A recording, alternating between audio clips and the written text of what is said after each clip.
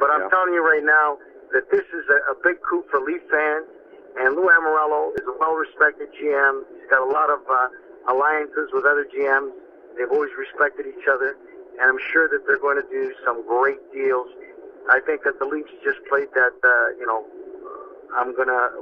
we're going to come out of the gate slow, and we're going to take our time rebuilding. I think that's just bullshit propaganda. I think that the Leafs are going to shake up the team. The team that you see on the roster right now will be drastically changed by the time the team hits the ice for season 2015-2016. I'll guarantee it.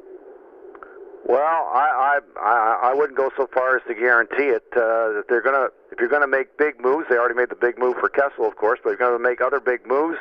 Lou Lamoriello, I'm sure, would prefer to exercise patience and wait for the right deal to come along as opposed to the first deal to come along. So, yeah, I'm not saying that your prediction will be false, but I wouldn't wager any bet on any particular move with a completely made-over team by September. Clearly, Babcock thought it was best to move Kessel on because he's not the easiest guy to coach. He's a very highly skilled player, but not the easiest guy to coach. So that's been done. But as far as the rest of the roster, I mean, it sounds like Babcock wants to work with Dion Phaneuf, at least initially.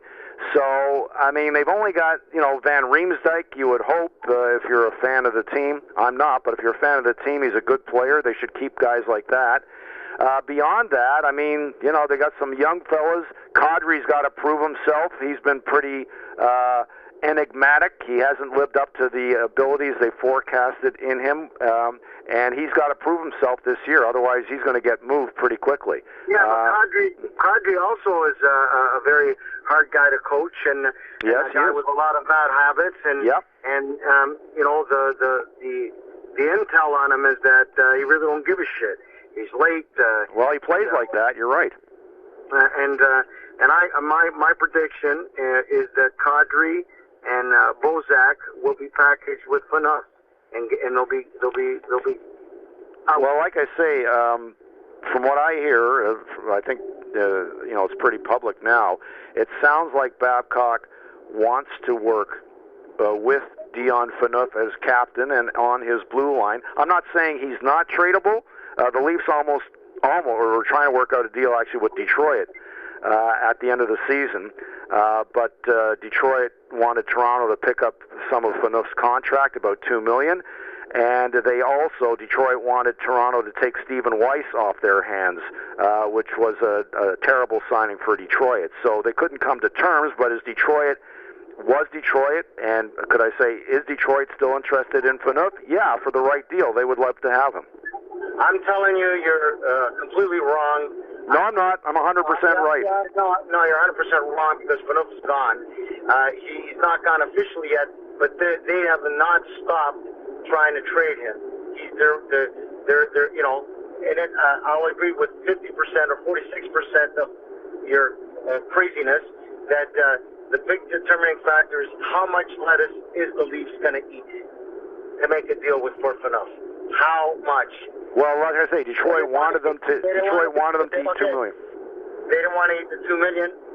That was the rumor. That wasn't a fact. That was the rumor that. Well, no, that's a fact. I wouldn't say so. Oh, I would. Yeah, how do you know it's a fact? Well, I've got my sources. Let's leave it at that. Okay, so it's not a fact. You're blowing wind out of your ass again. I'm just telling you right now is Phaneuf's going to be gone. That team is not going to be the same fucking team that it was for 2014, 2015.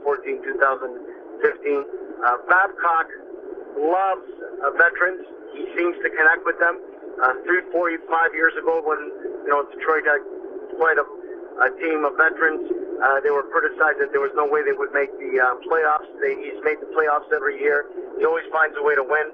I don't think he's going to be able to find a way to win with the current roster that's on the ice.